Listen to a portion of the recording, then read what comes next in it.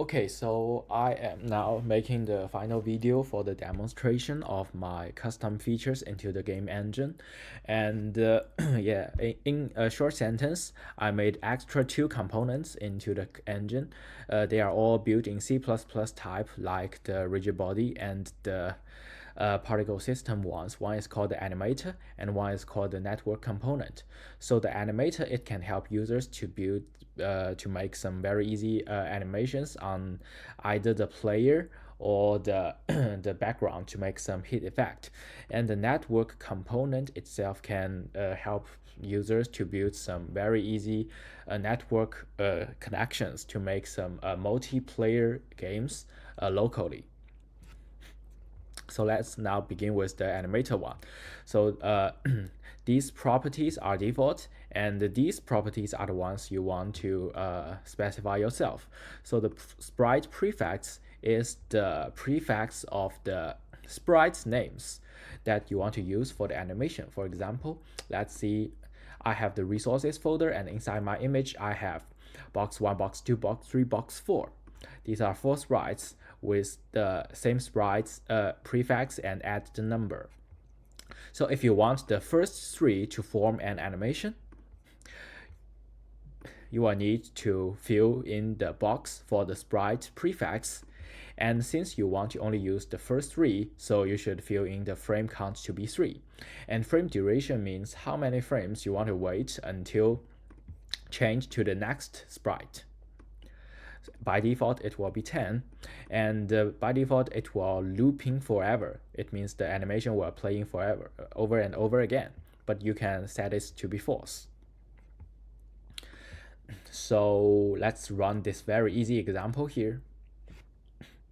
You can see this is just the test case from the homework 8, last one. And yeah, you can see the ball is constantly playing the animation.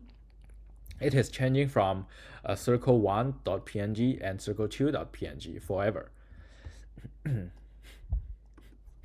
So how to use this one, you can see in the player template.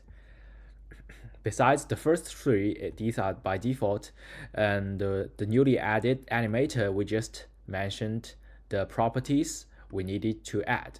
Like the prefix is circle, frame count is 2, and frame duration is 80, and loop is true. This is very easily to use, right? And besides this I mentioned before, we can also make some animations onto the player movement. So let's run this example.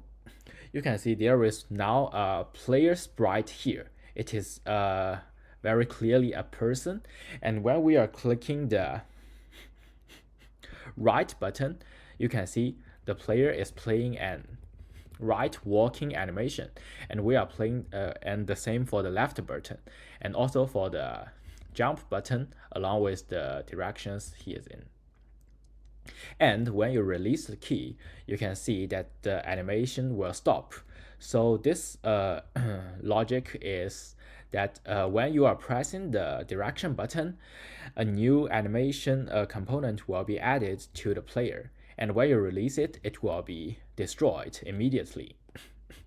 So by using this kind of component, there is one advantage is that when you are walking toward a wall that you can't move, some logic may make the animation into the move, like when your x or y coordinate is changing, then the animation is playing. But when you are walking into the wall while your x and y didn't change at all, you can see the animation is still playing. So the watchers or other ones can know that you are pressing a certain key to trying to make some operations. And let's see how to achieve this. In this one, you want to modify the Lua script. I modified it in the keyboard control directly. You can see there are two animators. One is for the left animation and one is for the right animation. So you can see when we are pressing the key right, this one will be its corresponding animator will be enabled. So we are changing the enabled to be true or false to control the start or pause of the animator. Yeah, this is also very easily used. And yeah, besides the player movement, we can also try to make some hit effects. So to use the hit effects, there are some further properties you want to use. So one is called the destroy on finish, and one is called the loops before destroy. So destroy on finish means that this animator will play only one loop of the animation and it will destroy itself to create some kind of the explosion effect that no longer will be used. And if you want the animator to play for 4 or 5 loops, then you can further modify this property here called loops before destroy. So this one will only functions while the destroy on finish is true. So if you set it to be true, then you can specify how many loops you want to use. So yeah, let's see how we use it.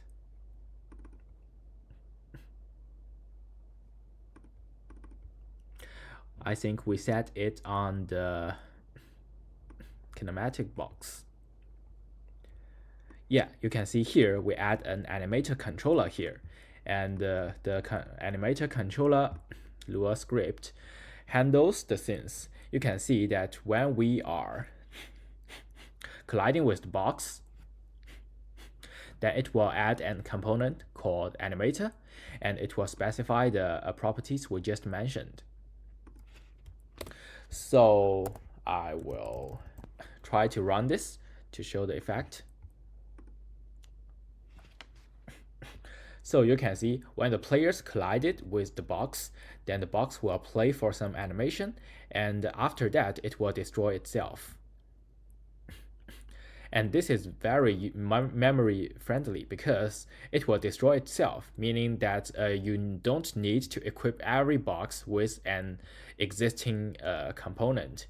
It is in time add and delete. And also it functions after the collision, so it is dependent of the collision time or the it just functions on that instant of the collision. And if you want to make the animation longer, like I want the looping to be 4, you just modify the property here and you rerun the code. You can see that now the boxes will playing the animation for 4 times, much longer than previously. So you can use the looping looping feature to make some like explosion or some smoke effect that are almost universal but will last for some time. Okay, so this is basically the animator component, and after that, and this is the C++ file. You can see that this animator should functions once you have either the rigid body component or the transform component, and the priority is that rigid body is larger than the transform, because we need to because this functions at the very last frame, we need to draw the animations onto the sprite of your original sprite. So yeah, you must have these 2 components to make sure the animator functions well. And for the network component 1, it is almostly the same, and yeah, the logic is then much complex than the animator one. Yes, the first several ones are the default one, and you need to specify if this one is the server, and what's the target actor key, and what the port name, and what is the server IP, and if this is in the send mode. So I will briefly first introduce the code here, introduce the function of the code here. So you can see on this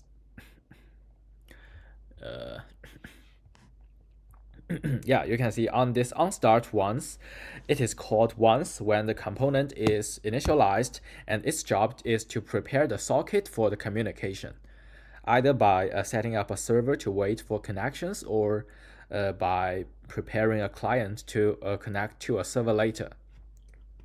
So if it is a server, then it will create a TCP.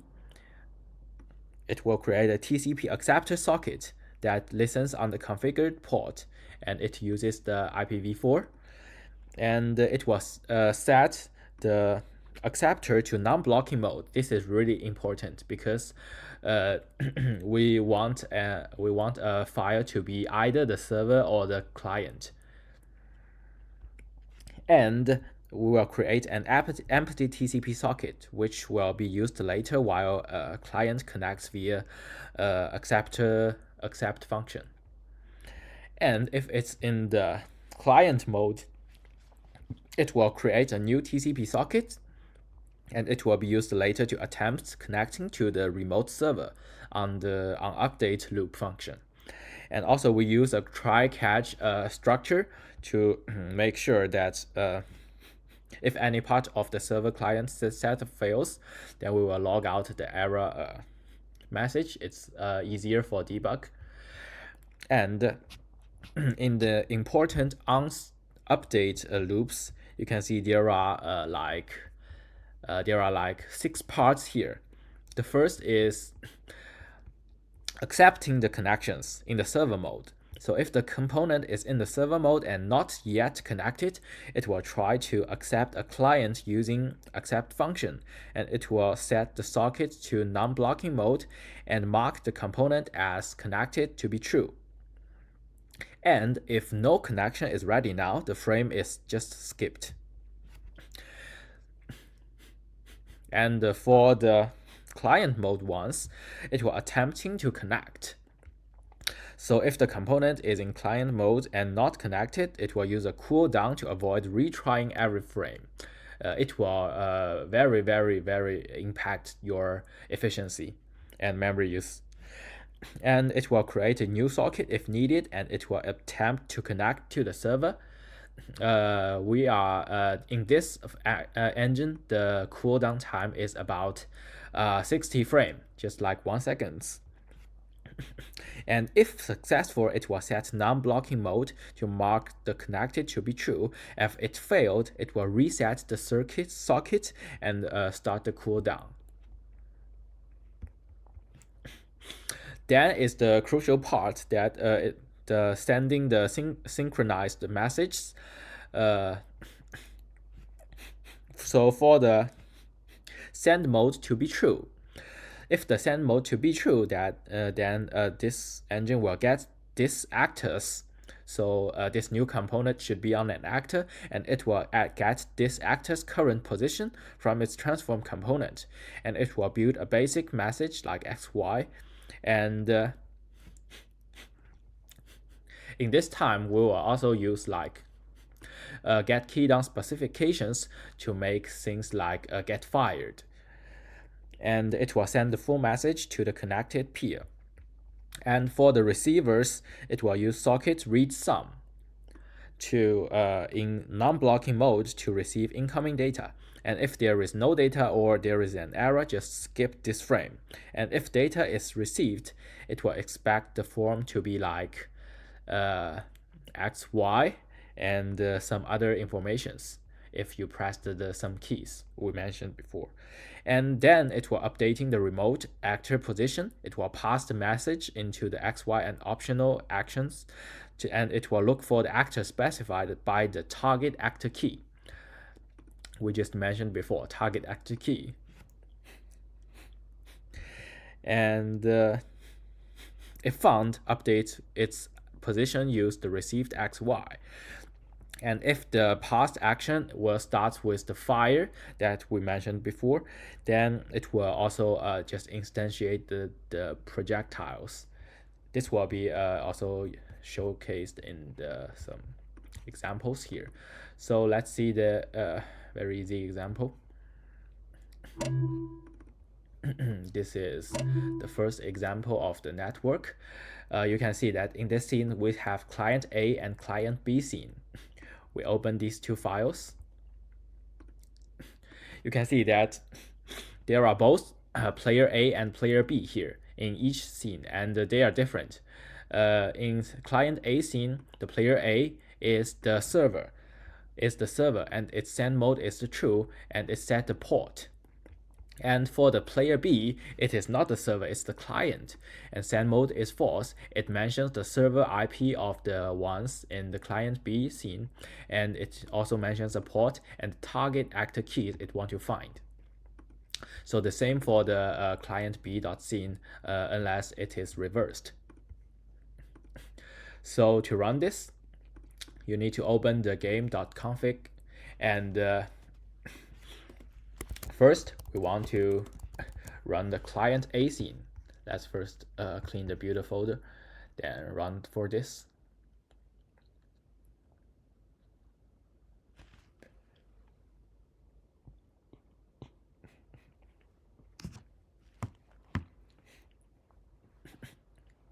So now you can see that the client A scene is already run, and you can see there is player A and player B here. Then we change the initial scene to be client B, and we run another instance here. Okay, now you can see that these two are connected, and once you move one in the client A, it also changes its position in the client B, and you move the same as for the client B one.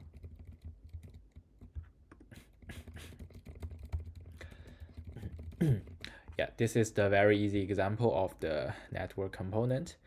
And also we make a lot of the cout messages here. You can see that the sender, you can see the senders send the position and the receivers receive the position. So this is very easy for debug, and also you can just uncomment this one. So now we are running the final example. First, I want to mention that whether you run the client A first or the B first does not really matter, because both client A and B in the multiplayer game, a scene has either the client and the server. So, and since we use the non-blocking socket accept socket connection mode, so that even if one client didn't find its server for the time being, it won't stuck all the program, but it will try to remake the socket, and for every 60 frames, it will try to reconnect. And this situation is the same for either the 3 players or more like 100 players. So, but for us, I like to run the client A first. You can see that the server is waiting for the client, and for every 60 frames, the client is waiting for the server to be online. And we change the client to be B, and we add a run. Yeah, you can see they are connected. They have shared their informations here. And for this test cases, we are adding some gaming logic here, like the players here can shoot out bullet once you press the space bar, and you can see the bullet is also synchronized in the game, and different players can shoot out different bullets here, and you can see its X and Y is perfectly synchronized. So you can achieve this effect by different means. One is that you can have a template, and in the bullet template, you will add the network component there, and you will specify the port the server wants for every projectiles that you shoot out. This will be a little more annoying here, and the way I choose to implement this is just by the means I introduced before. Like besides the X and Y, I will also send in an extra things called the fire, and if it detects the fire message, then in the C++ component it will instantiate a bullet.